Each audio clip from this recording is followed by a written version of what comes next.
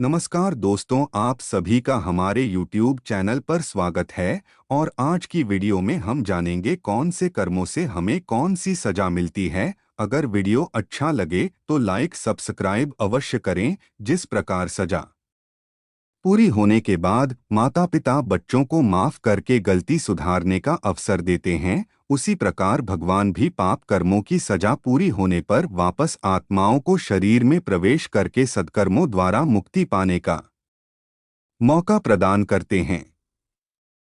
लेकिन जिन पाप कर्मों की सजा भुगतकर व्यक्ति वापस शरीर प्राप्त करता है, उसके चिन्ह उसके शरीर पर मौजूद होता है।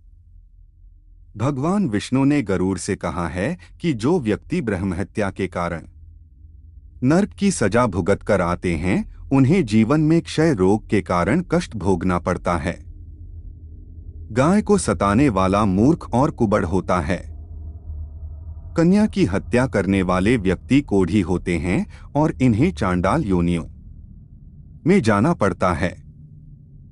लड़कियों के साथ करेंगे गलत काम तो यमलोक में मिलेगी ऐसी सजा। झूठी गवाही के कारण नरक की सजा भुगतकर आने वाला व्यक्ति गूंगा होता है। मांस खाने वाला व्यक्ति रोगी और बेचने वाले व्यक्ति का भाग्य साथ नहीं देता। इन्हें जीवन में बार बार असफलताओं का सामना करना पड़ता है। सोने की चोरी के कारण नरक की यातना भुगतकर आने वालों के नाखून अच्छे दूसरों को दिए बिना स्वयं मिठाई खाना वाले व्यक्ति को कंठमाला नामक रोग होता है। जो व्यक्ति अभिमान के कारण गुरु का अपमान करता है, उसे मिर्गी की बीमारी होती है। पुस्तक चोरी के कारण नरक से लौटा व्यक्ति जन्म से ही अंधा होता है। विष की चोरी करने वाला बिच्छू और सुगंधित पदार्थों को चुराने वाला छुछुंदर के रूप में जन्म लेकर पाप की सजा भुगतता है। झूठ बोलकर दूसरों को नुकसान पहुंचाने वाला व्यक्ति इस जीवन में हकला और ब्राह्मण एवं गाय को लात मारने वाला लंगड़ा होकर पैदा होता है। शाक सब्जियों को चुराने वाले को मोर योनि जन्म लेता पड़ता है।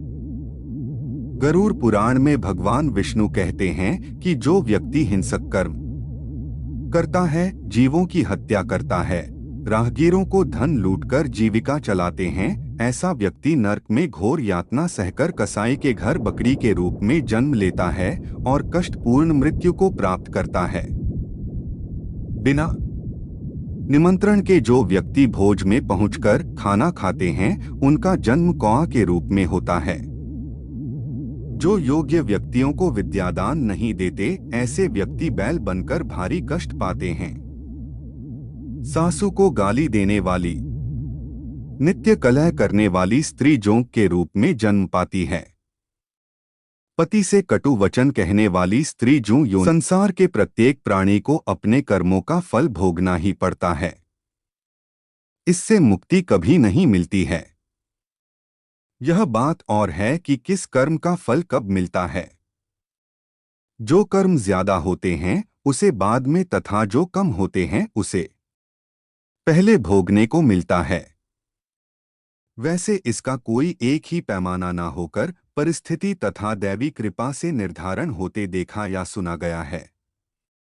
यदि अच्छे कर्म ज्यादा हैं तो बुरे कर्मों का फल इसी जन्म में तथा अच्छे का फल अगले जन्म में या इसी जन्म के बाद के दिनों में भोगने को मिलता है। यह बात साध्वी गुणरंजना श्री जी ने कही। जैसा बीज बोओगे वैसा ही फल काटोगे। मनुष्य अपने कर्मों का फल इसी जन्म में पाता है। इस संसार में रहते हुए फल की चिंता किए बिना कर्म करते जाना ही हर मनुष्य का कर्तव्य है। जो अपना कर्म नहीं करता वह पाप का भागीदार होता है।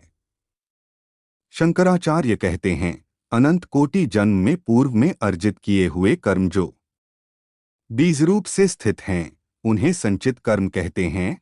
वो तमाम तरह के संस्कार जो देह में ही अवस्थित हैं, जिनका इस जन्म से कोई संबंध भी नहीं, जो तुम्हारी एक एक कोशिका में बैठे हुए हैं, जिन्होंने तुम्हें यह रूप ही दिया है, वो संचित कर्म हैं। ये देह भी मान लो कि कर्मफल ही है, यूं ही नहीं आ गई। ये दो आंखें ऐसे ही नहीं हैं, यह नाक ऐसे ही नहीं है। ये सब कर्मफल कारण कार्य की एक लंबी प्रक्रिया का फल हैं।